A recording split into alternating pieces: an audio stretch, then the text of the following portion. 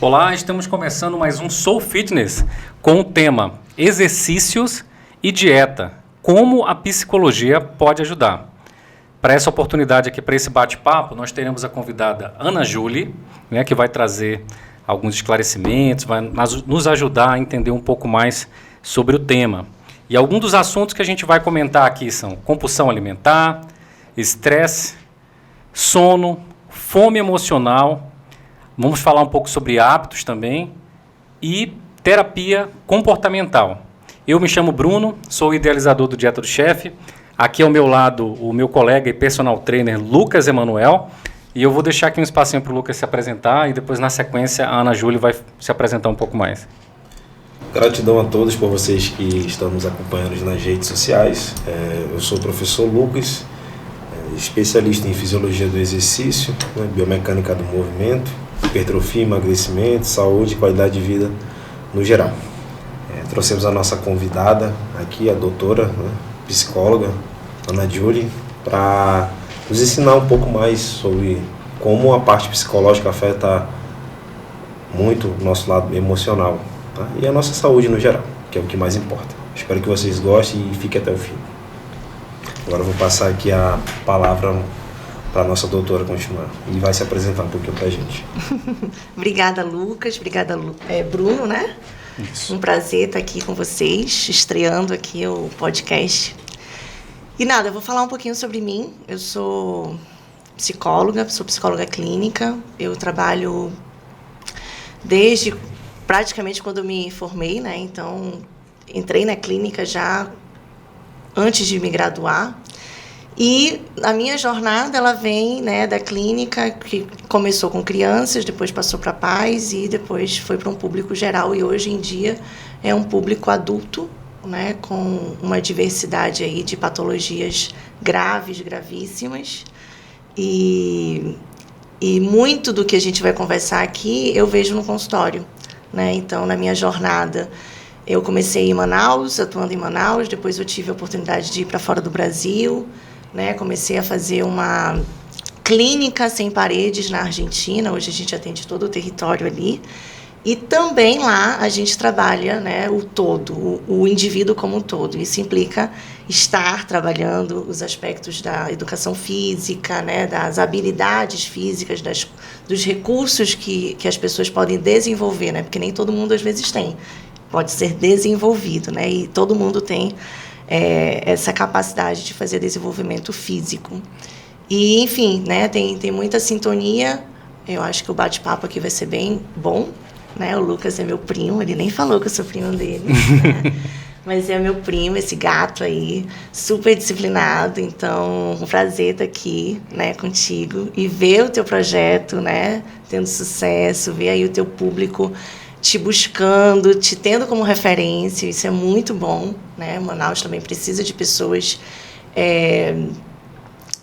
que tenham essa humanidade, né? Esse processo de humanização, de empatia com as pessoas que são os teus clientes, né? Então, parabéns aí, Lucas. E vamos Show lá, bater papo. Vamos lá. Lucas, você quer comentar alguma coisa? Eu quero agradecer, né, a presença de vocês, né, em primeiro lugar. E eu não disse que ela era minha prima, porque ela é muito bonita, né? Mas... Modesto.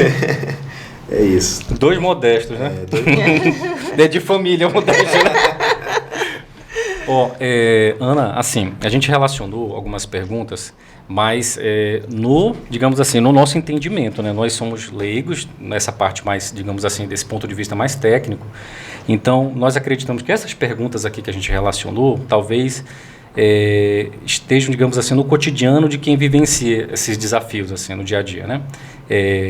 De alguma forma que, no geral, o contexto vai ser, a gente vai estar relacionando saúde mental e emagrecimento, saúde, exercício, esse contexto, né? Então, assim, nós organizamos aqui da seguinte forma: eu vou fazer uma pergunta e nós vamos alternar, o Lucas vai fazendo uma pergunta e a gente vai batendo esse papo. Legal. Isso. A primeira pergunta, Ana, que a gente relacionou aqui é a seguinte, é sobre compulsão alimentar. E, Ana, assim, eu gosto normalmente antes de vir aqui para esse bate-papo, né, eu gosto de, principalmente porque eu não tenho um entendimento técnico sobre esse tema, até pesquisar para compreender um pouco mais. Aí, uma das coisas que eu achei interessante é que esse tema, essa expressão, na verdade, compulsão alimentar, as pessoas usam com muita frequência hoje, para quase tudo, né? E o que eu entendi, é assim, você me corrija se eu não estiver correto, é que nem tudo, de fato, é doença, né? Que é aquilo que você classifica como TCA, né? Que é o transtorno de compulsão alimentar. Exato. Então, tem muita coisa, na verdade, que pelo que eu percebi, né? Você come ali um pouquinho a mais e tudo, mas tem um determinado nível que ainda é considerado normal, está dentro da normalidade, você consegue levar uma vida saudável, fazer exercício e tudo mais. Mas tem alguns indicadores, alguns sintomas, assim, de que, digamos assim, ali já deixa de ser normal e já passa a ser doença, passa a ser transtorno, realmente. Aí a pergunta que eu queria fazer para você é, primeiro, te perguntar exatamente assim, o que é de fato a compulsão alimentar, né? A doença compulsão alimentar, e como é que a gente percebe que a gente já passou daquele ponto de considerar normal e já passou de fato, já passou a ser doença de fato, e como isso pode ser tratado?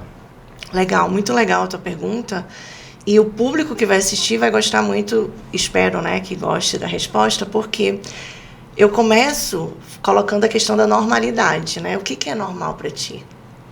Né? Talvez o que seja normal para ti não seja normal para mim. Né?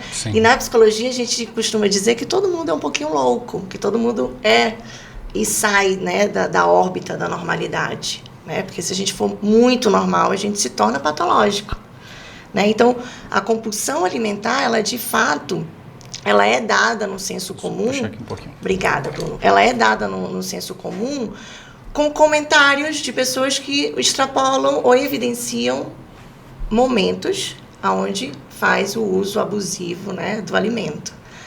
Se torna compulsão alimentar quando ele entra dentro de um processo que não é imediato, né? Então ele é um processo adquirido que a pessoa vai desenvolvendo e que não é assim, eu estou aqui hoje com o Bruno e o Lucas e eu estou ansiosa, possivelmente, e quando eu sair daqui eu vou comer, vou passar na McDonald's, vou comer 2 hambúrgueres e Coca-Cola e depois eu vou passar e vou comer um milkshake porque eu estava muito ansiosa, muito eufórica, eu vou fazer isso, né? Esse tipo de comportamento, ele não é dado de forma inusitada. Ele é gradual.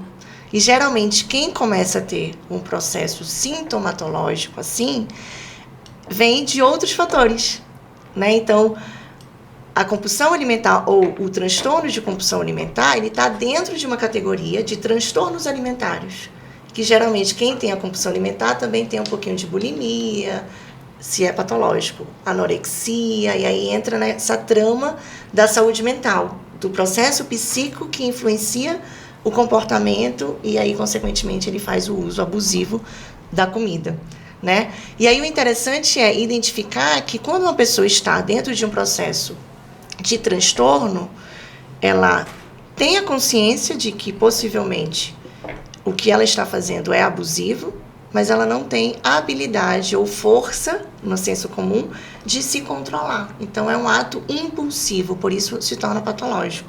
Não é que eu vou dizer assim, não, eu não vou comer e eu consigo me limitar, me controlar. Não, ele foge do controle, por isso se torna uma compulsão alimentar.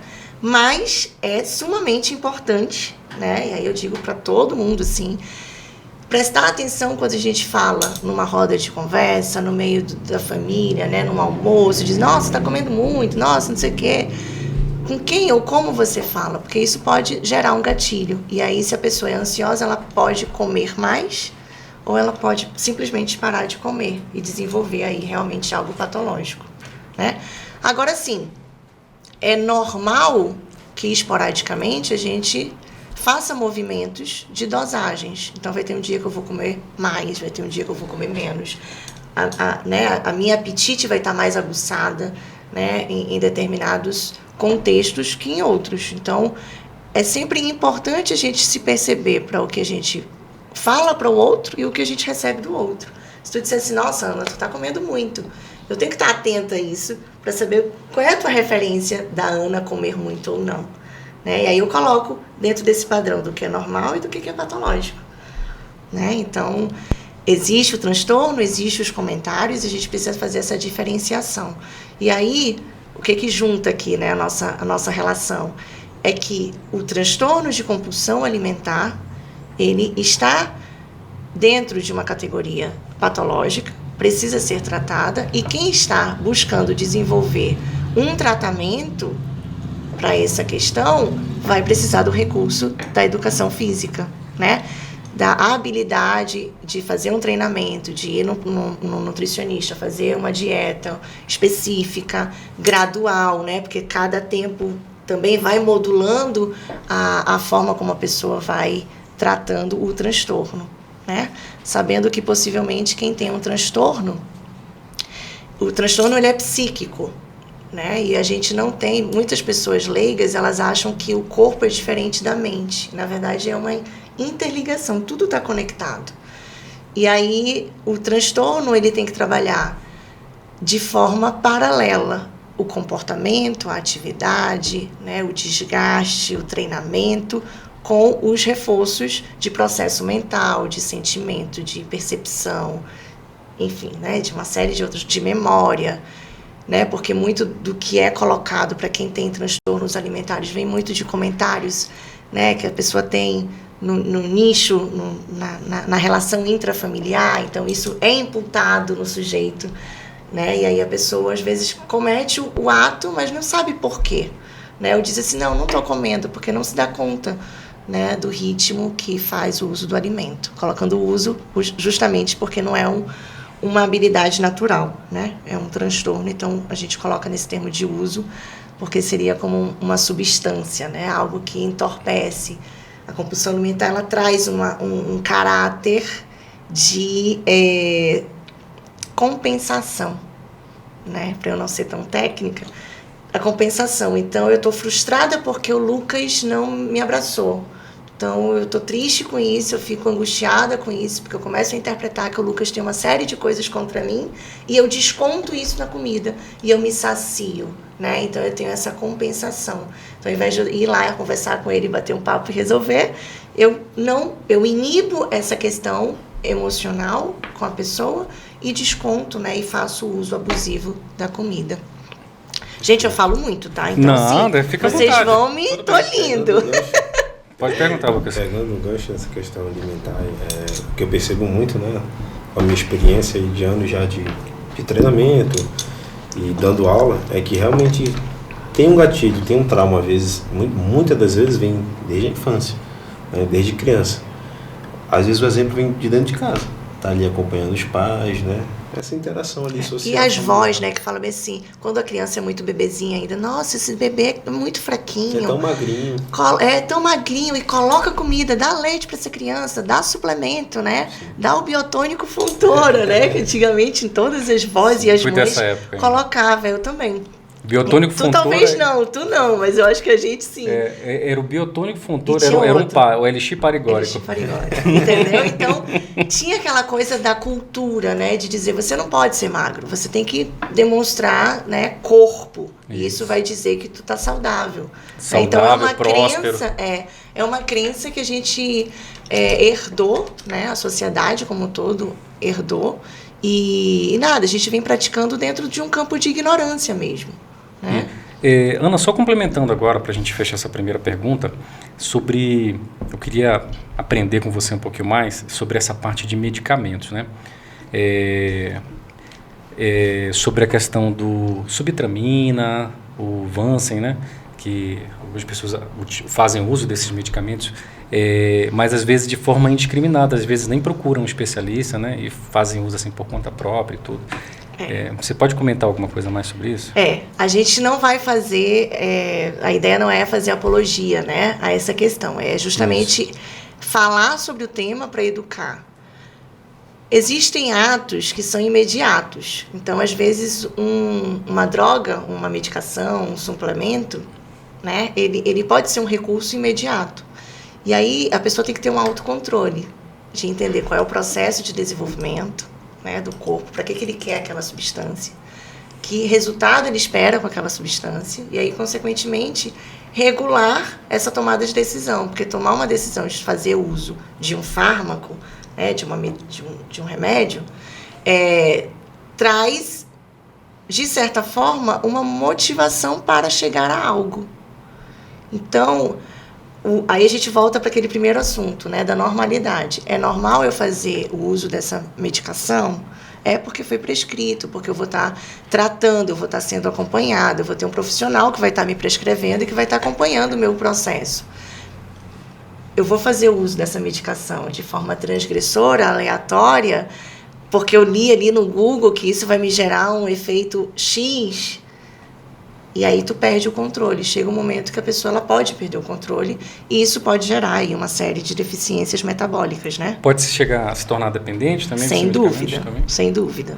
Sem dúvida. O ser humano ele é altamente capaz, né, de se tornar dependente. A gente é dependente de tudo, né? Então, principalmente quando a gente começa a experimentar algo e sente o prazer, a serotonina, né? Aí pronto, eu gostei, registrei aqui, opa, onde que tem? Quero mais, né? Então, sim. E aí pode ser uma pauta futura de falar de autocontrole, né? Consciência, tomada de decisão e autocontrole. Não que a medicação não seja necessária. A medicação está para uma intervenção, né? Ela está para um processo técnico que precisa ser operado. Quando a gente faz o uso por uma questão mais estética, né? Por uma questão mais, talvez, egocêntrica, mais de domínio, aí isso sim pode dar a conexão para uma compulsão e uma dependência. Virar um vício e acabar Vira um vício. destruindo a vida da pessoa, né? Vira um vício. E aí eu acho que vocês sentem muito isso, né? Quando talvez tenham aí pessoas que vocês trabalham, né? O Lucas, por exemplo, que trabalha e que percebe que tem isso, é muito difícil, porque o vício, ele também é um transtorno. Ninguém é viciado porque quer. Sim. Né? A gente entra no processo de... Sem nenhum porquê, né? Sem nenhum porquê. Na verdade, até tem um porquê, mas a gente camufla. Não, né? Eu digo, e sem nenhum porquê, né? Tem um porquê, né? Tem um gatilho. Exatamente, sempre tem. E aí tem que tomar muito cuidado. E vale muito, muito a pena os profissionais darem essas dicas, né? De chegar e dizer, olha, o que você está tomando? O que você está fazendo? Como que é a tua rotina? Né? Como que é a tua dieta? Pô, mas eu tô vendo que tu tá nesse ritmo aqui, eu tô achando meio estranho. Tá tomando alguma coisa? Porque aí a pessoa acaba se entregando, né? E aí, obviamente, cria um vínculo de confiança e vocês conseguem estar auxiliando a pessoa, regulando a pessoa para ela não estar nesse processo tóxico, né? Até patológico, porque eu, assim, pensando agora, né? A própria compulsão é algo que é meio solitário, né? Não é verdade? Às vezes, até o ato de comer, para a pessoa não ser criticada, né? Quando ela vai cometer o ato de comer e etc., em geral se esconde um pouco para fazer ali, para não ser criticada, né? Então, é uma jornada meio solitária. Porção, né?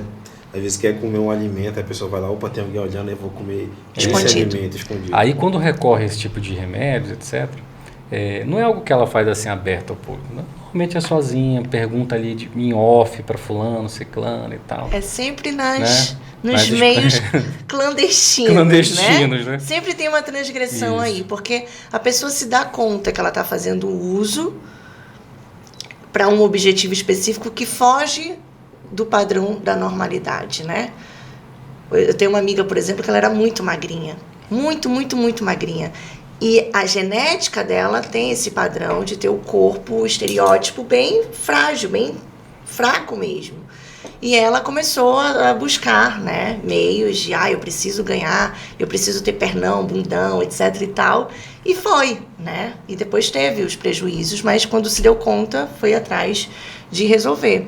E aí o ideal é a pessoa entender que ela pode chegar no objetivo dela com disciplina, né, com regularidade.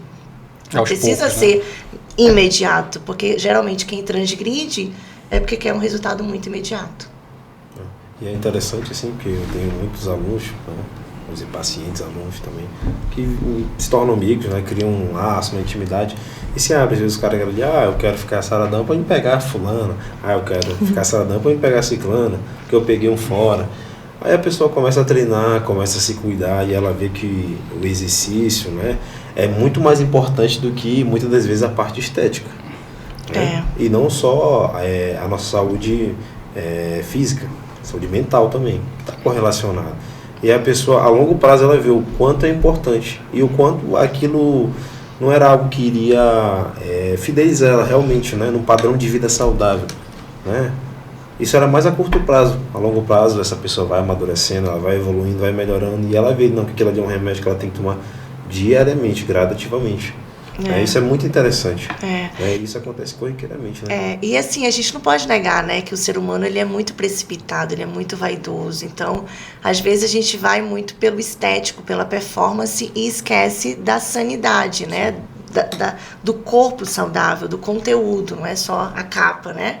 Então, claro, a gente não pode excluir a importância do estético, que é fundamental, mas ele não é primordial, ele não é o único, absoluto. Também. Exatamente. Então, é juntar, é complementar, né? Uma coisa depende da outra. Equilibrar, né? Sem imediatismo. Exato. Lucas, se você quiser fazer a segunda pergunta, fica à vontade. Pegando o gancho aqui, dando continuidade, a segunda pergunta é como o estresse, né, influencia no emagrecimento, né, na performance, no nosso metabolismo e na nossa saúde, no geral, né?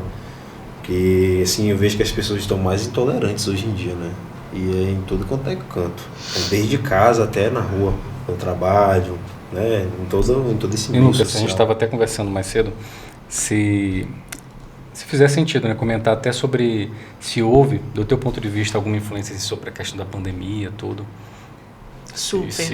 Né, se influenciou de alguma forma. É muito legal vocês trazerem esse tema, porque hoje todo mundo está baixo estresse. Né? Não importa a função que você faça. Inclusive, pessoas que não estão ocupadas estão baixo estresse. Né? E aí as gerações mais antigas dizem... Desculpa te perguntar, o que seria baixo estresse? Baixo estresse... Não, baixo estresse no sentido... É um pouco do termo argentino. Estão submergidas, né? Estão num efeito colateral do estresse. Estão estressadas. Estão estressadas. Baixo estresse. Vai perguntando mesmo, Bruno, que às vezes eu vou falando como se eu estivesse em outro lugar. Mas é importante porque hoje, realmente, todo mundo, crianças estão estressadas, idosos estão estressados, né? Tem essa diferenciação entre as gerações. Então, vem o pai e diz assim, o que tu tem? Tu não tem motivo para estar estressado, né? E o pai acaba se estressando porque não tem um boleto para pagar. Não tem um boleto para pagar, né? E o pai fala isso porque está estressado de ver a criança, talvez, ósseo e estressada. E então, acaba estressando mais. Cara, é uma coisa assim que realmente é o mal do século.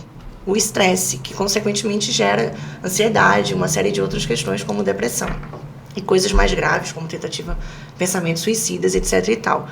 Mas, mais uma vez, a gente está sempre trabalhando com o processo corpo e mente, né? Mente e corpo. Qual é essa dinâmica? Por quê? Porque existe a influência ambiental, né? Então, se eu estivesse aqui conversando com vocês e tivesse, sei lá, uma banda de carnaval tocando, a gente ia ficar estressado, porque a gente queria estar falando sobre saúde mental. E o carnaval estava enrolando e a gente não ia conseguir ter a atenção plena nisso aqui. Isso seria um estresse, né? Então, o que acontece?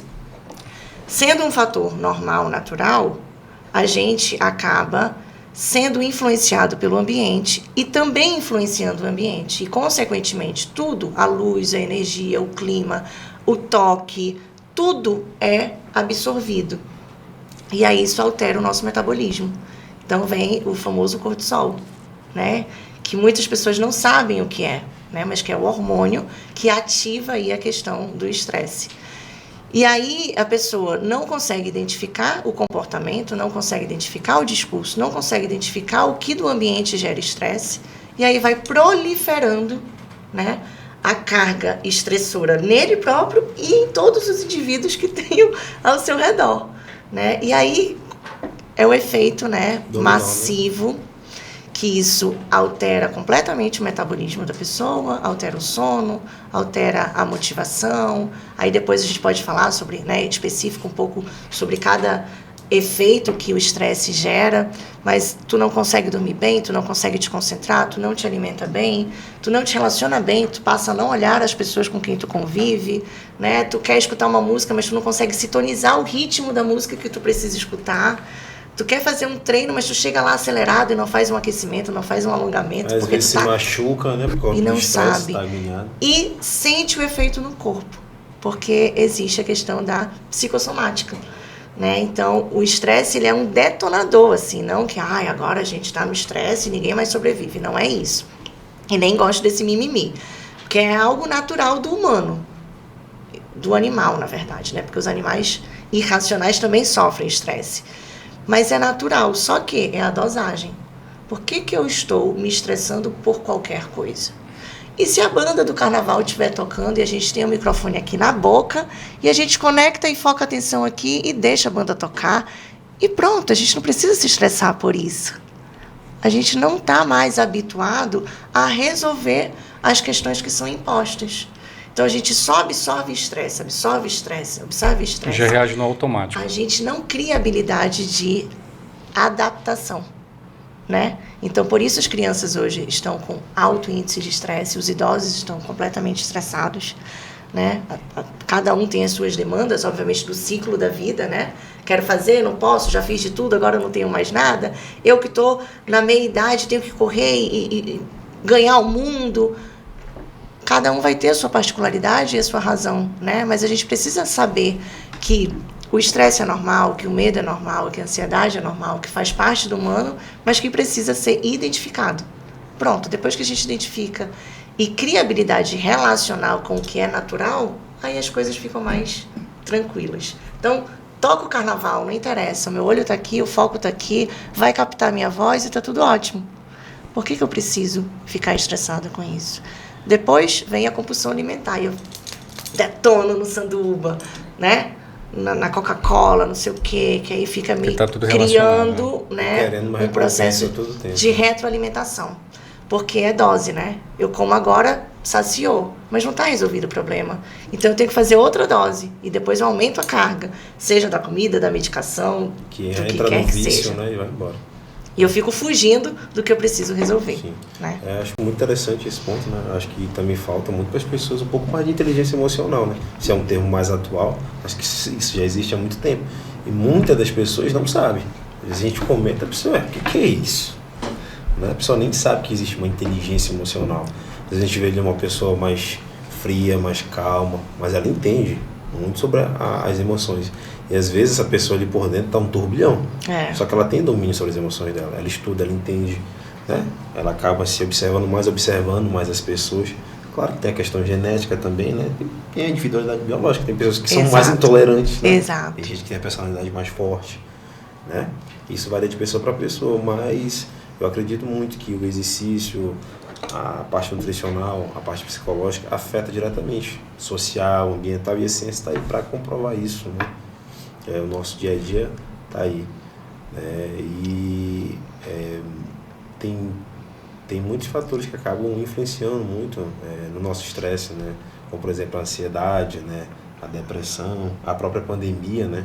As pessoas não aguentam mais ficar em casa, às vezes nem ficar muito tempo com as pessoas. Por exemplo, na academia, as pessoas às vezes não querem dividir aparelho, né, Bruno? A gente vai treinar ali, a pessoa, a gente pode revezar, não pode, é meu, é só meu, não dá para esperar, né? Então essas pessoas realmente estão muito intolerantes. Aquela olhadinha de cara feia, assim. Intolerância, não, faz aí então, porque eu não vou mais usar, usa você, ou no trânsito mesmo, né? Qualquer coisa quer puxar uma arma. Ou seja, é a impressão que nós temos atualmente, né? São vários contextos, mas no geral as pessoas estão mais agressivas, né? Sem em dúvida. geral, assim. O trânsito também é um exemplo. E isso aí que tu falou é algo que eu sempre coloco no processo terapêutico, né, com os meus pacientes, que a atividade física ela é uma excelente válvula de escape.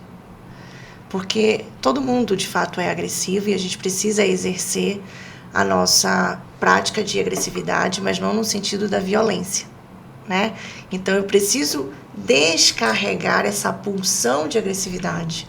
Então, eu vou e treino, eu faço uma luta, eu faço um basquete, eu vou pro futebol, né? Eu vou nadar, eu preciso colocar essa descarga, né? Eu vou namorar, que tem também essa questão de descarga, posso falar, né? No sexo. Sim, claro. Tem que ter, né? Então... Ou seja, como você falou, faz parte do animal. Mas nós, como seres humanos, como nós temos a capacidade de raciocinar, a gente deveria ter pelo menos a habilidade de administrar isso melhor, né? De ter o autocontrole. Só que como que tu vai ter autocontrole se tu não consegue te reconhecer? né? Então, outro dia eu estava questionando os meus próprios pensamentos de ver as mulheres, né, hoje em dia, com o mesmo nariz, o mesmo sorriso, os mesmos dentes, o mesmo tipo de cabelo. Falei, caramba, é tudo igual. Daqui a um mês está todo mundo igual a Barbie, né? Que vai lançar aí o filme da Barbie. As pessoas, elas estão intolerantes porque elas estão sempre buscando estar absorvidas em um falso self, em uma falsa identidade, em uma falsa performance. Então é estressante, porque vai ser muito difícil eu querer ser igual ao Lucas. Eu vou me frustrar, eu vou ter raiva, eu vou ficar intolerante, porque eu não vou conseguir alcançar o meu objetivo, né? Então, o autocontrole, ele tem que vir de um processo de autoconhecimento, né? Eu costumo sempre falar com os meus pacientes que a gente é metade de um e metade do outro. Se tu pegar a tua identidade ou o teu exame ali com o sanguíneo, tu vai ter ali dados que vai dizer nome do pai, nome da mãe, da cidade, uma série de coisas que já existiam antes de tu saber quem tu és. Então, fazer esse processo de individuação, de autoconhecimento, peraí, isso aqui sou eu, isso aqui é uma característica que eu herdei do meu pai, que eu percebo e eu vou repetindo, sem me dar conta do que eu faço, né?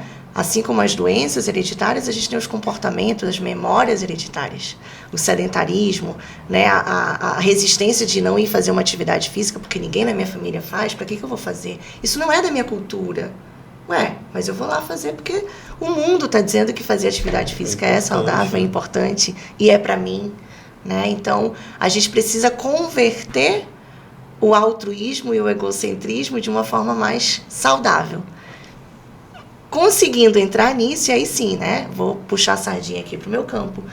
A psicoterapia, ela tá para isso, ela tá para iluminar, ela tá para direcionar, ela tá para colocar alguns pontos assim para que a própria pessoa consiga fazer, né, uso das habilidades e não ser completamente condicionado, porque tem muito disso. Não faz porque o psicólogo disse. E a pessoa às vezes faz porque entende que é correto, mas não absorve a essência da proposta. E às vezes não faz de forma natural, se sente obrigado, né? Exatamente. E isso estressa. Sim. Isso aí gera todo o efeito metabólico, aí não consegue emagrecer ou não consegue, né, reduzir a quantidade de gordura. Não consegue ganhar massa muscular direito, não consegue dormir direito. Fica atrofiado. Fica atrofiado, cai cabelo, perde libido, fica impotente.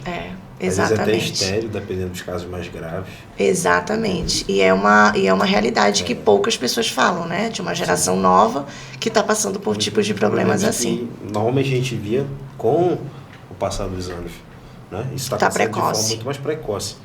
Né? Está bem precoce. Está bem precoce. Ana, eu vou fazer a terceira pergunta, seria sobre os ciclos de sono, né? A minha pergunta seria a seguinte, o mais comum quando a gente fala de sono, e o reflexo disso, seja ao fazer exercícios ou na própria alimentação, na qualidade de vida como um todo, é que você normalmente foca mais, a gente normalmente foca mais em cumprir aquele período de sono, que é de 7 a 8 horas, né? É o, digamos assim, o de conhecimento comum, né? Mas existe também aquela questão dos ciclos do sono, né? De você passar ali por todos os ciclos, e da questão do ciclo circadiano, né? Que vai também, além disso, também do nosso relógio biológico, assim, durante o dia também, tudo. Aí eu queria, dentro do possível, assim, que você pudesse comentar um pouquinho com a gente sobre esse contexto de sono, de descanso, ciclo circadiano e tudo, e como que isso impacta nesse processo de emagrecimento, como que isso pode impactar. Tá. Primeiro, considerar que o sono ele é uma função necessária e obrigatória do humano e do animal, né? Precisamos dormir. Ninguém fica fracassado e frustrado e tem algum prejuízo porque dormiu corretamente. O ciclo circadiano, ele não é só o processo do ritmo do sono. Ele é um processo que envolve de 0 hora a 24 horas. Então, ele é um ciclo que perdura toda a funcionalidade do indivíduo durante 24 horas. Tá? Então, não adianta... o meu personal diz que eu preciso dormir porque o sono vai ser importante para o meu rendimento aqui nos treinos. Aí a pessoa se atenta ao período depois do treino, de 7 horas até meia-noite. Aí preciso dormir. Aí organiza tudo. legal que faça isso, mas não é só isso. É muito antes disso, né? Então, é a partir do momento que você acorda, que você cria um hábito e uma disciplina de vivenciar o seu dia de uma forma funcional. Respeitando o quê? O animal, a humanidade, ele vem, né, de um contexto histórico, né? Antigamente a gente não tinha energia elétrica, por exemplo, e a gente seguia como segue seguindo a órbita, né, da Terra, do mundo.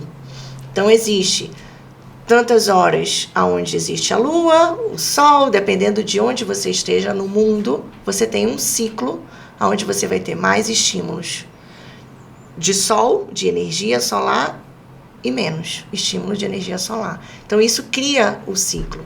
E aí você precisa cuidar de tudo que a gente está falando, né? Da rotina, da alimentação, da qualidade do sono do sono, do estresse, tudo que envolve as 24 horas. Então, se eu estou 24 horas e eu faço uma refeição, isso vai me dar um efeito. Se eu tenho 24 horas e eu faço 3 refeições e eu tenho uma rotina funcional no trabalho, vou para um treino, vou estudar e tenho 8 horas de sono, que o sono, inclusive, é algo que também está sendo modificado. Esse número do que eu preciso dormir, ele também vem sendo modificado, né? Antigamente, e tem estudos que a gente pode trazer depois, pode publicar depois, eu te passo, Lucas. Antigamente a gente precisava de até 7 horas. Né? No século passado era isso. Agora, não, é no mínimo 7. No mínimo, olha lá. E se estendeu até 9, como o regular. Quem que dorme 9 horas hoje em dia? E dormir de verdade, né? Não é cochilar. É, quase ninguém, né? Tá? Então, o ciclo, a gente não vai falar só do sono. A gente vai falar de tudo que te coloca nessas 24 horas. Então, é importante entender que para eu dormir bem e regular o meu sono, nos processos do sono, que são 3 fases, né? Onde você está mais consciente, mais subconsciente, depois você fica completamente no sono ali de descanso, né? De desconexão, que dura pouco tempo dentro desse padrão, né? Até porque vem depois os estímulos do ambiente que automaticamente te colocam ativo, né? Então, fazer um treino, esse treino vai me gerar uma aceleração cardíaca que vai durar um tempo significativo. Então, se eu vou dormir depois de 1 hora de treino, o meu sono vai ter uma conotação específica, né? Eu costumo dar um exemplo com relação a essa questão do ciclo e do ritmo e do comportamento, que é mais ou menos assim. Vamos supor que o Lucas tinha a namoradinha dele lá, que deve ter várias, né? E aí a menina, sei lá, teve um estresse, não sei o quê, estressou, e aí brigaram. E aí ele brigou com ela brigou com ele e tal. Passou meia hora, eles entenderam cognitivamente que eles precisavam, ou precisam, fazer uma reconciliação. Aí a menina vai lá, poxa, desculpa, pisei na bola, não deveria falar o que eu falei. Ele falou, não, tudo bem. Porém, esse acordo cognitivo não coloca um ritmo físico, emocional alinhado com a cognição. Por quê? Porque tu teve um pico de estresse quando tu brigou com a tua namorada. E ficou no subconsciente. Ficou, e ficou no metabolismo, no organismo. Então, eu vou te pedir desculpa, tá tudo ótimo. Eu entendi racionalmente. Aí ele vai querer me dar um cheiro, um chamego, eu vou ficar assim... tipo, não encosta em mim, não é agora o momento. Porque eu tô num ritmo intolerante por causa do nível de estresse anterior. Então, é isso. Se eu vou dormir nesse processo agora, poxa, peraí, o que eu tive de influência até então? Na Argentina, eles tomam muito mate, o chimarrão, né, lá no sul, eles tomam muito. Eles acordam e passam mais de 18 horas tomando mate. E eu acho isso bizarro, porque é estimulante. Muito. Só que é uma cultura. Então, o metabolismo está adaptado. Sim. Se eu tomar mate, eu não consigo dormir. Para eles, Sim. pelo hábito, né, já é normal. Mas mesmo assim, não deixa de... Aí, o que acontece quando eu tenho pacientes que têm que fazer o uso de psicofármacos, né? Para ansiedade, depressão, psicose, etc e tal. Quando eles vão tomar medicação, por exemplo, um clonazepam, um Rivotril para dormir, eles não conseguem dormir. Aí entra no que tu tá falando. Mesmo que tenha cultura, a pessoa metabolicamente não conseguem fazer adaptação. Então, a prescrição do psiquiatra lá e do terapeuta tem que ser, você tem que reduzir o mate, você tem que tomar o mate até 12 horas do meio-dia. Então, o ciclo circadiano já começa a ser regulado aí, para que a pessoa consiga descansar ali. Estou falando muito, né? Mas não, fica à vontade, é isso aí. Isso que ela fala. Mas entende? Então, não é o sono. Desculpa, até eu estava pensando o que envolve. Justamente nisso, porque nesse finalzinho agora você complementou justamente com o que eu ia perguntar para você. Assim, eu entendo que é muito mais complexo do que só uma frase aqui, a gente vai conseguir fechar esse tema, esse assunto. Mas de que forma que eu consigo, no meu dia a dia, controlar isso melhor, ajustar isso melhor? Para eu ter uma vida mais saudável. Muito boa, porque a gente fala, e como é que a gente resolve isso? Né? Perfeito. Então, existem inúmeras técnicas e ferramentas que podem ser utilizadas, inúmeras, tá? Inclusive, a psicologia tem aí várias abordagens que trabalham de forma mais enfática e menos enfática. Mas, basicamente, no sentido global, para todo mundo, você precisa, primeiro, sentir. Você sente. Muitas das vezes, o sentir, ele está muito pegado à percepção. Então, eu sinto, aí eu passo a perceber, eu racionalizo, e aí eu crio uma rotina de disciplina para poder ter uma mudança de comportamento, tá? Então, não adianta, por exemplo, isso acontece muito com adolescente. O pai vai falar, vai dormir que amanhã tu tem prova. O pai está entendendo o que é importante o sono. O garoto não, o garoto quer, sei lá, saber quando que ele vai colar, qual é o esquema lá para a prova do dia seguinte. Então, existe algo que tu, quando não percebe, tu não consegue executar. Se eu passo a sentir e a perceber, por isso que tem aquele ditado, né? Tu não vai pelo amor, tu vai pela dor. Quando tu sente a dor, aí tu instala e vai atrás de meios para solucionar. Tu tens que sentir ou perceber. Às vezes a gente primeiro sente, às vezes a gente percebe, mas na maioria das vezes a gente sente. Sentir o toque. Percebeu, caramba, o que é esse toque aqui? Desculpa que eu te toque aqui. Não, o que é esse toque aqui? Se ele tivesse com o olho vedado. Putz, é uma mão, alguém está me tocando. A temperatura está como? Já estou fazendo o processo de racionalização.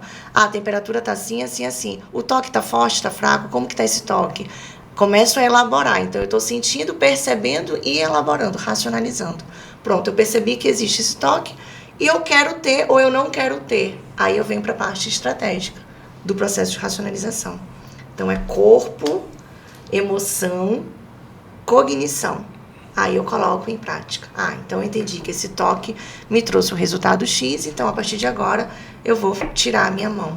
E aí o toque não vai chegar, eu evito. Só que eu não tenho como evitar se eu não faço esse movimento. Tirar o estímulo, fazer um movimento contrário, mudar o ritmo, né? Condicionar para poder ter o resultado. Mas e aí, é imediato? Às vezes não é imediato. Tu precisa ter uma disciplina, a frequência, a constância, a repetição que vai te moldar, né? A gente vai modulando até chegar no teu objetivo, que é talvez... Recriar um padrão de hábito, né? Recriar um padrão de hábito. E um hábito saudável, a gente está falando. E consciente, porque é aquela coisa que tu falou, Lucas. O treinador, o personal diz, a pessoa vai fazer porque gosta, porque confia. Mas ela não entendeu, ela não tem consciência. O garoto não foi dormir porque ele não tem consciência que se ele dormir, ele vai fazer uma boa prova. Ele vai ficar agitado, cansado, sonolento. Não tem a consciência. Então, é muito dessas estratégias, né? Que a gente tem muito... O ser humano, ele é uma alta potência, assim. A gente tem muitos recursos que são inibidos, porque a gente não conhece. Então, a gente deixa de praticar, né? A identificação, por exemplo. Caramba, eu não posso ficar negando que eu estou sedentária. Porque se eu ficar nessa negação, o meu corpo, o tempo vai passar, o meu corpo vai criar um padrão disfuncional e eu vou ter inúmeros danos em vários aspectos da vida. A partir do momento que eu tenho consciência, eu entendo, eu percebo, eu sinto, eu olho para mim, caramba, eu estou sedentária. Sedentarismo, atividade física, né? Psicoeducação, mudar forma, mudar hábito, não estou em prática ainda, mas eu já sei o que eu preciso fazer. E isso, mesmo que eu não coloque em prática de forma imediata, isso fica imputando cobrança. E aí, em algum momento, eu vou ter que ir lá e fazer, né? Aí entra... É pela dor, né? É pela dor. E muito da motivação, ela só pode ocorrer pela questão do amor próprio, né? Do amor próprio. Tem muito, eu imagino, tá? Que tem pessoas que vão para academia por prescrição. Assim, mas tem muitas pessoas que vão por amor próprio, né? Seja com mais ênfase no estético ou na vida saudável, etc e tal. O maior estímulo, a maior motivação, ela tem que vir de dentro para fora, né? Tanto que o recurso da dopamina não é que, não, vou comer uma banana para ter a dopamina. Não, cara, tu não vai comer a banana para ter a dopamina.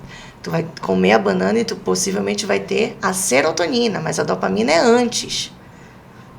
É anterior à ação, é o que te faz ir atrás a motivação, da ação, é a motivação, exatamente. Então, o humano ele precisa, né, se situar, olhar para si, por isso que é importante tratar a saúde mental, né? Porque aí eu estou olhando para mim, eu não estou olhando para o corpo da colega, da inspiração, eu estou olhando primeiro para mim. É legal ter as inspirações, é fundamental, porque é dopaminérgico. Caramba, eu quero ser igual a Gisele Bündchen. Eu tenho um foco, eu tenho um objetivo, uma meta. Eu tenho uma inspiração, isso vai me gerar dopamina, né? E aí eu vou utilizando os meus recursos aí. Próxima pergunta. O que é fome emocional? Termo bastante utilizado na atualidade. Fome emocional. Parece, quando a gente fala assim, né? Parece uma coisa super fantasiosa, assim, né? Parece até algo mais lúdico. Fome emocional... Isso até de coisa de filme. Parece, a sensação é essa. Nome de filme, né? No sentido de não entender o que é emoção, né? Então a gente se perde quando a gente escuta isso, porque a gente não consegue identificar o que é emoção. O que me gera a fome emocional? Uma tristeza? Aí, que tipo de fome eu vou ter se eu estou sentindo tristeza? Uma angústia? É uma angústia? É uma felicidade? Porque não é só os sentimentos e as emoções negativas. Se eu estou eufórica, nossa, eu, por exemplo, adoro comer. Então, se eu estou muito feliz, se tivesse aqui um negocinho para estar beliscando, eu ia estar beliscando. Tá? Satisfeita, mas eu estaria beliscando. Quer ver só um exemplo? Quando a gente acaba completando mais um ano de idade, a gente junta todo mundo. É um momento de felicidade, comemoração, né? Comemoração e tal. Se a gente traz um convidado, alguma coisa, a gente está todo o tempo ali. Quer ver só outro exemplo? Já é de noite. Caraca, eu ainda não comi. Eu nem tô com fome. Aí pronto. O que eu vou comer? Não sei não. Aí às vezes tu tá ali, tá ansioso, tá estressado, aconteceu algum problema no teu dia a dia, aí tu começa a comer uma besteira. Aí tu olha cego. Eu ainda tô com fome. Aí continua comendo de novo. Aí vai, entra de madrugada, assiste o filme e vai embora. Né? Vai ver, a pessoa não tem um padrão de alimentação. Ela come tudo fora de hora. E a charada é essa. Como que eu sei que é emocional ou não? É o que ele falou. É quando não é físico. A fome normal, natural, ela não é imediata. Ela vem dando sinais. Então é físico, tu sente fisicamente, até os barulhinhos, né? No estômago. Até o estômago, né? Comunica. Quando sai dessa condição, é emocional. É da euforia, é da comemoração, né? É da ansiedade, é da depressão.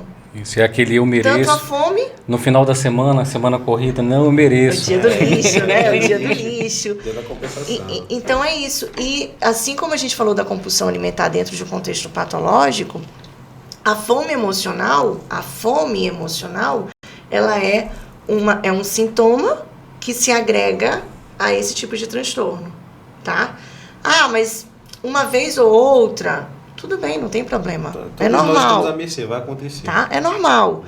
E é bom que o organismo também tenha essas compensações. Pra gente não ser aquele normal louco, né? Aquele normal que, nossa, essa pessoa aqui é uma máquina.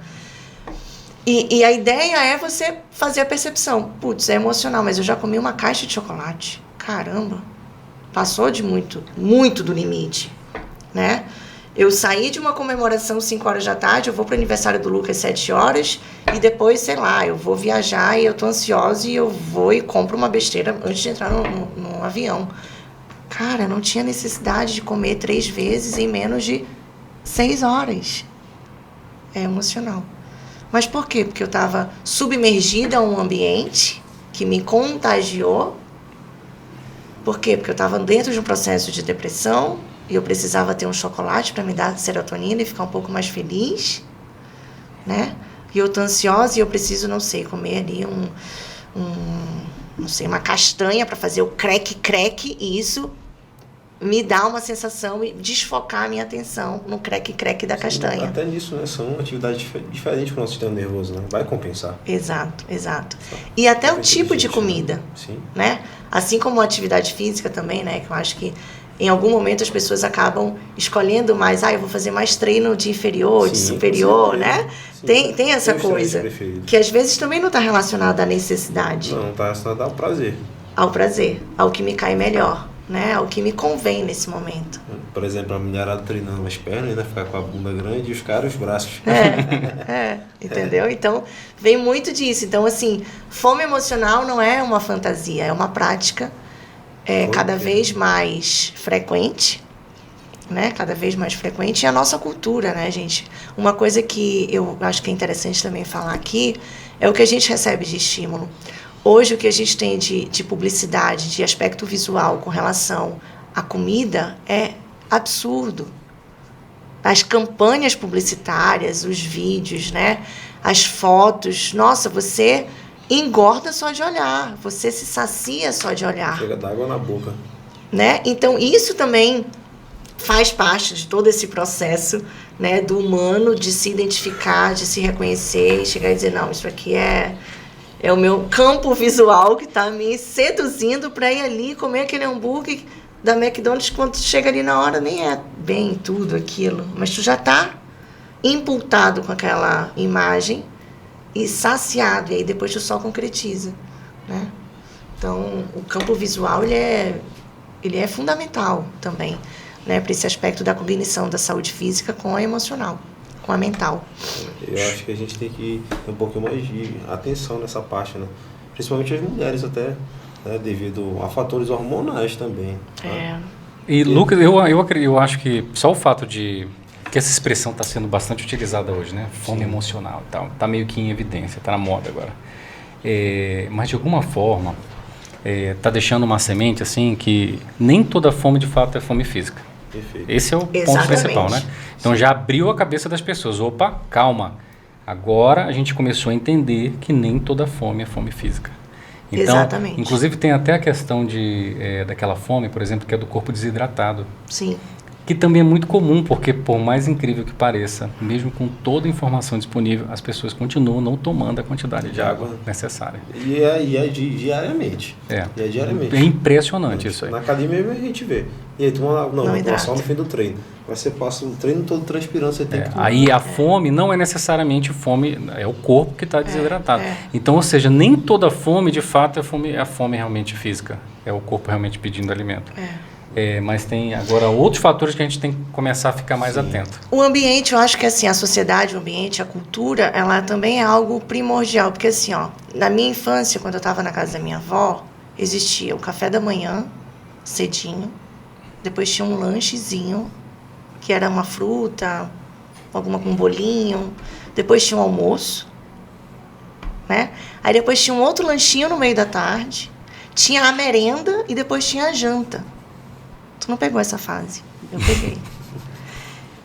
Hoje, no corre-corre, eu tiro por mim, que tenho a vida agitada, eu tô comendo saindo, parando, tem que parar, tem que dar atenção, ter aquele momento.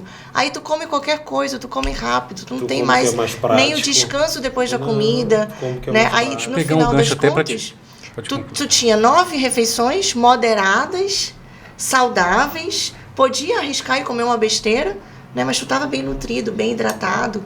E hoje tu tem o quê? 2 refeições ou 1 refeição saudável no dia? E olha lá. Que você comentou agora sobre a questão de presença. É outro tema também que a gente observa bastante hoje, assim, é que você está comendo, mas está tão acelerado ali na correria do dia a dia que você não está nem presente de fato, sentindo Nem o mastiga alimento. direito, só vai Desfrutando, engolindo. não tem mais o Desfrutando, desfrute. não tem mais. Você está empurrando o alimento para dentro. E tem gente que, inclusive, tem até outro reflexo disso, que a pessoa nem mastiga direito. É. Só engole a comida. E às vezes passa mal, tem refluxo. Então, é algo que a gente observa bastante. A outra pergunta, Ana, que a gente vai te fazer aqui é sobre hábito. E aí eu vou pegar um gancho do que tu acabaste de comentar, que eu achei fantástico, e que é algo que eu te confesso que, assim, sempre me deixou muita dúvida, até hoje ainda tenho muita dúvida, e eu acho que é algo que ainda vai ser bastante discutido, hein? É sobre essa questão de hábito. Assim, você comentou assim, ó, corpo, mente e cognitivo, né? Ou seja... E aí depois comentou com a questão do hábito, né? Ou seja, o hábito, ele começa na mente ou ele começa na ação? Tá, então vamos lá. Eu falei esses 3 aspectos, mas pensa no seguinte. O humano, ele é físico, ele é social, ele é pensamento, cognição, ele é emoção, sentimento, ele é espiritual, mesmo que não tenha uma conotação religiosa, né? E ele é isoladamente também algo que a gente coloca sociedade e cultura, tá? Então, hábito vai vir disso. Por que lá na Argentina, que as pessoas tomam muito mate, principalmente no sul, eles conseguem ser funcionais, e se eu tomar 2 mates no dia, eu fico louca, pilhada, querendo fazer 1000 coisas à vez. Porque é uma cultura que criou um hábito, que criou uma genética, que criou todo um contexto de adaptação. Então, quando a gente for falar de bons hábitos, a gente tem que situar o contexto, tá? Algo que hoje em dia as pessoas não falam, mas eu sou daqui do Amazonas, e a gente costumava falar antigamente, não sei se vocês lembram, da leseira baré, né? Quem sabe o que é a leseira baré? Não tem como o cara não ter uma leseira baré com o clima que a gente tem aqui depois de tomar uma caldeirada. Tu fica leso. Entendeu? Então, é um hábito que pode ser pejorativo, de dizer, nossa, eles são preguiçosos. Eles não querem trabalhar e produzir depois do almoço. Mas, olha o contexto. Olha o clima. Olha o tipo de comida. Né? Não tem como a pessoa não ter aquele tempo assim de, ai, peraí... Deixa eu relaxar aqui um pouquinho. Então, a construção dos hábitos, ela não pode fugir do contexto. Se hoje eu tenho uma vida mais estressante, eu tenho que ter ciência disso e criar hábitos dentro desse contexto, porque é certo, que a gente também não pode romantizar tudo e dizer assim, ah, não, mas eu consigo. Não consegue, porque tu precisa ganhar dinheiro. E hoje tudo está muito acelerado. E mais difícil também. E tem que ser uma motivação para você lutar, estabelecer e criar novos hábitos, né? Inclusive conquistando coisas para sair dessa rotina estressora. Então, sempre, Bruno, a gente tem que pensar assim, o que é bons hábitos? O que é, por exemplo, que não tem como comparar, a minha rotina habitual, que eu sou autônoma, eu faço os meus horários, com um motorista de ônibus noturno. Né, com uma enfermeira, com um dentista, com um funcionário público. Né? Tem até uns memes que diz o padrão da mulher das pessoas na academia, que tem o nicho de quem vai de manhã cedinho, o da tarde, que é a elite, né? Que não faz nada, não sei o quê, o da noite, que passa de um trabalho. Então, assim, o hábito ele vai ser acorde, né? Ele vai ser de acordo com a condição de cada um. Porém, você precisa situar que você precisa ter o momento do lazer, o momento do descanso, o momento de estar conectado com o que é essencial e importante, né? De vou reunir com a minha família, então deixa o celular lá fora, né? Vou conectar aqui, vou comer com eles, vou criar o hábito de ir na academia, poxa, mas eu vou ter que sair do trabalho cansado, eu vou ter que colocar a roupa, eu vou ter que pegar um trânsito para chegar na academia e ter um monte de marmanjo lá tirando foto. Não é? Que tem isso. Putz, eu quero treinar, os caras estão tirando foto. Mas aí nesse caso já é todo mundo, mas dá para criar. A pessoa que quer colocar dificuldade. Exatamente. Coisas, né? Aí o que eu tenho que fazer? Eu tenho que saber que o meu contexto é estar no momento essencial com a minha família, de pegar o caos do trânsito, de ir lá no ambiente do treino que não é meu e que eu não sou dono do espaço, então eu preciso me situar, que tem que ser compartilhado, exatamente. E aí eu vou criando habilidades. Então, enquanto o cara está fazendo a selfie dele, eu vou fazer um outro exercício. Né? Ou eu vou chegar lá com ele educadamente, e aí, mano, posso pegar o aparelho agora? Né? Não na agressividade que a gente falou, na intolerância. Mas criar hábitos saudáveis de acordo com a sua condição. Porque a gente também não pode ser meio perverso de dizer assim, não, você precisa, então, para ter hábitos saudáveis, acordar às 6 horas, tomar café às 8, tomar um banho, pegar um trânsito de 10 horas da manhã, que já nem existe mais, né? Saudável, tudo agora é caótico. Não tem. Até porque quem é que vai conseguir fazer isso, né? Quem vai ter essa disponibilidade toda? Não tem. Então aí é que tá a coisa do autocuidado, da saúde mental. Peraí, se eu tô dentro de um padrão que eu não consigo controlar, eu tenho que me adaptar. E aí eu tenho que ter disciplina, eu tenho que ter respeito com o ambiente e me impor. E aí tem alguns processos de hábitos que precisam ser mais massivos, né? Então, por exemplo, é insuportável pegar um trânsito. O que eu posso fazer para otimizar isso? Eu vou pegar o trânsito e eu vou, então, colocar o podcast do Lucas. Enquanto eu estou dirigindo aqui, eu vou escutando. Eu crio um hábito saudável para compensar uma condição do ambiente que é caótica para mim. Perfeito. Né? Mas eu vou precisar de alguém para vir aqui dizer que eu tenho que fazer isso? Às vezes sim. Por isso que existe a terapia, por isso que existe, né, o treinador, por isso que existem os profissionais para estar... Para ajudar a fazer esse diagnóstico, né? É aquilo, se eu não percebo, eu não tenho como fazer mudança.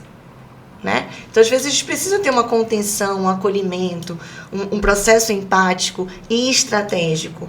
Porque sozinho a gente não consegue. Eu não consigo, você não consegue. Isso até a pergunta que o Lucas, para fechar o podcast, é sobre a questão de como a psicologia pode ajudar, né, Lucas? Sim.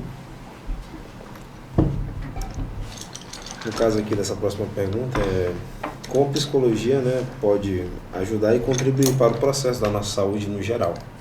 Tá. A psicologia, ela é como a medicina, né, uma ciência, uma faculdade, que ela tem várias especialidades, várias.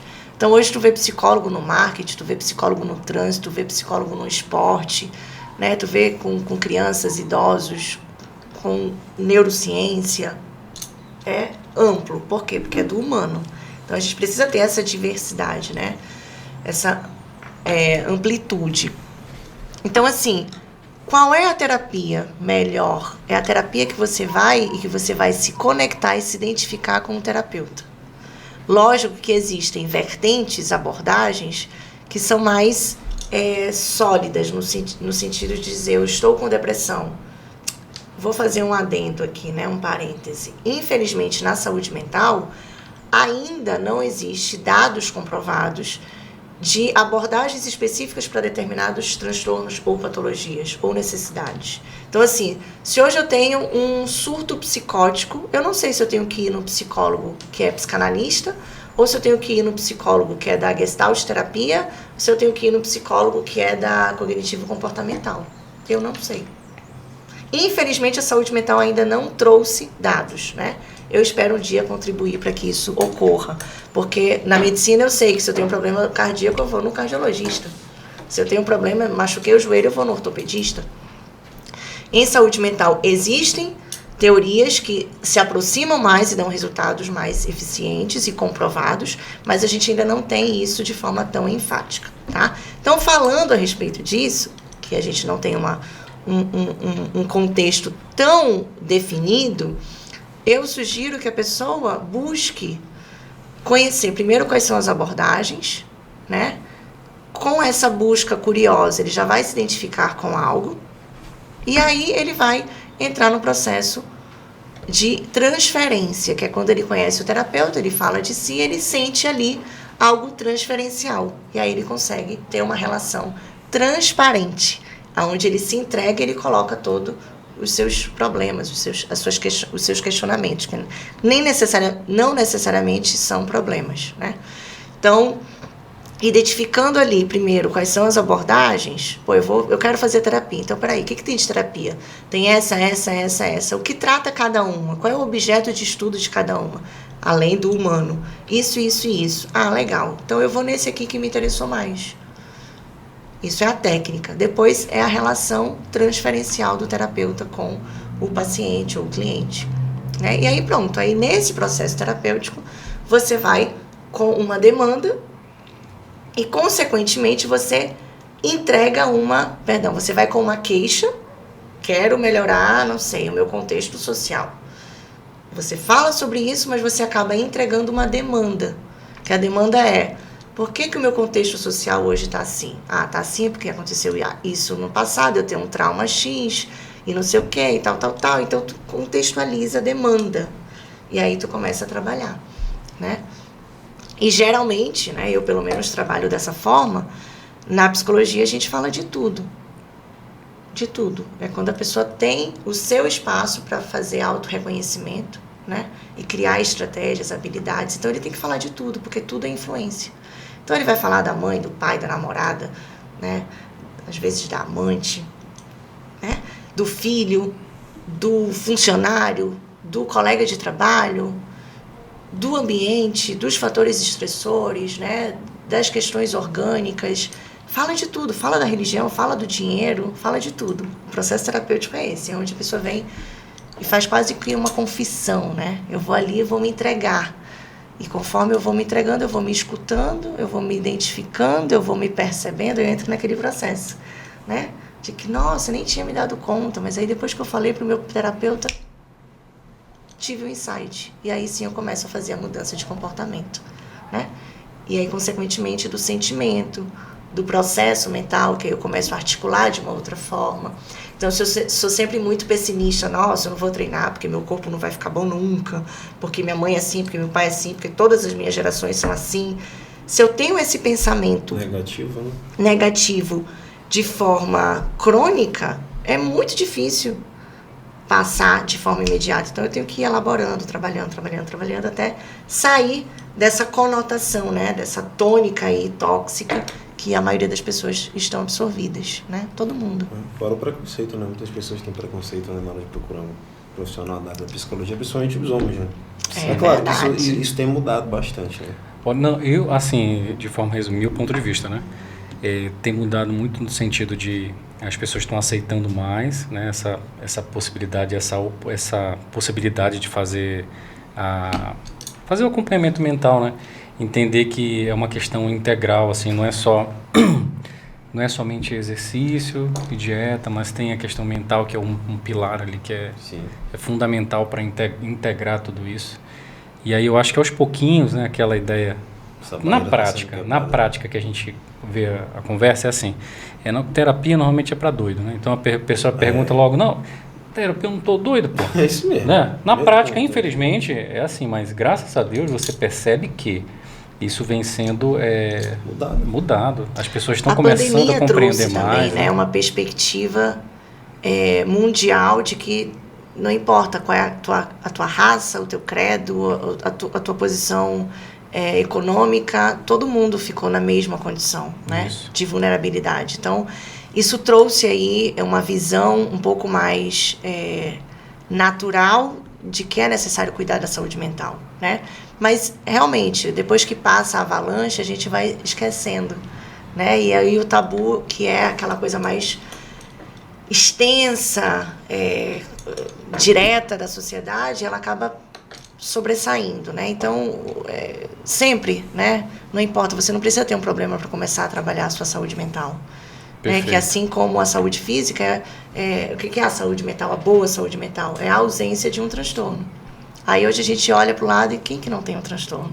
O ideal é fazer a prevenção. Sempre tem algo para ser trabalhado. Preventivo, exatamente. Se prevenir, dormir bem, se alimentar bem, controlar o estresse. Até porque cada ciclo da vida vai trazer as suas dores específicas. As minhas dores de hoje, nos 30, não são iguais às dos 10 anos, dos 15 anos. Não vai ser igual dos 50, dos 60. Então, cada ciclo traz as suas demandas, os seus desafios, as suas questões. E é importante. E os homens têm essa resistência, mas muito mais pela questão cultural, né? Que homem não chora, né? Homem tem que ser forte, homem tem que ser o esteio da casa, homem não pode ser frágil, homem não pode chorar, não pode ser débil, né? E isso tem se modificado, por quê? Aí eu vou abrir algo aqui, que quando acontece algo com um homem, a intensidade é 4 vezes maior que de uma mulher. Quando uma mulher tem uma depressão, ela tem um processo muito mais fácil de ser tratado que um homem. Ela tolera assim muito mais que um homem. Um homem, quando ele entra num processo, ele tem muito mais gatilho. Por exemplo, há uma tentativa de suicídio do que uma aceitação de que está depressivo. Mas acontece um pouco mais... Ele prefere morrer do que assumir que precisa tratar uma depressão. Isso é verdade. Pois a mulher, talvez ela externe mais, né? Fica mais aparente que ela está passando por aquilo. Ajuda também do e o homem, talvez ele se fecha e ele fica ali... É que a mulher, ela já está dada como aquela coisa frágil. Sim. Então, já faz parte do meu contexto, né? A mulher também já está acostumada... Desculpa aí, nem sou tão feminista, tá? Não como as feministas atuais, mas eu gosto muito dessa questão do empoderamento feminino, mas também respeitando o tipo de dor que a mulher tem. Tanto na questão física quanto na questão emocional. É a mulher que pare, é a mulher que tem um filho, né? É um ser que sai de dentro da mulher. Então o vínculo ali emocional com o filho é muito... Não que não exista conexão com o pai, lógico que existe. Né? E assim como também existem mães que são progenitoras, mas que não têm laço emocional. Então tem essa coisa da dor do parto, né? Do ciclo menstrual, que a mulher tem cólica, tem não sei o quê. Tem a coisa da menopausa, que é muito mais falado do que a andropausa no homem. Ninguém fala. A gente fala de câncer de mama, mas ninguém fala do câncer de próstata. Né? Então a mulher tem já essa conotação de que tudo acontece com a mulher. E o homem não, então o homem está naquela coisa ainda muito escondida. Quando é evidente, tem que ser tapado. Eu não posso parecer frágil, né? Se um homem tem um diagnóstico de câncer, ele já pensa, nossa, o que vai ser? E já entra num colapso. Não todos, obviamente, né? Sempre tem as exceções, mas eu falo sempre no contexto mais amplo, né? Então, eu espero, né, que as novas gerações, elas tenham esse caráter de ser mais... humanos, mais explícitos, mais sinceros, mais transparentes, né? Isso. Ana, nós vamos encerrar aqui o nosso podcast. Acho que passou de 1 hora, né? A gente falou muito. Cara, mas foi uma aula. Vão expulsar a gente daqui. Não, foi uma aula, foi fantástico. Muito obrigado pela tua presença, por ter aceitado aí o convite, né? Agradecer a Deus também pela oportunidade, né, de a gente estar aqui batendo esse papo. E quem tiver a oportunidade de assistir, se tiver a oportunidade de levar um pouquinho dessa conversa que nós tivemos aqui para o seu dia a dia, né? E melhorar o seu dia a dia, já estará sendo válido, né? Então, o Lucas, se quiser complementar com algo também. Obrigado, Ana, né? Minha prima linda aí, né? Isso ele fala para todas as primas, que são todas lindas. Obrigado, Bruno. Obrigado por todos que estão nos assistindo. Não deixe de nos acompanhar nas redes sociais, deixar um like legal, um feedback bom e compartilhar nas redes sociais para a gente levar esse conteúdo até as outras pessoas que estejam precisando. Legal. Quer comentar alguma coisa, não? Eu agradeço também, gostei muito de conhecer você, Bruno, né? O Lucas, um prazer estar aqui batendo papo contigo. Espero, né, que esse bate-papo influencie as pessoas. Eu acho que esse é o maior objetivo aqui, né? Atrair pessoas, trazer essa fala descontraída sobre assuntos importantes e necessários. E nada, agradeço. Estou à disposição de vocês também para sempre que precisar bater um papo. Estou por aqui. É isso aí, então até o próximo podcast. Encerrado.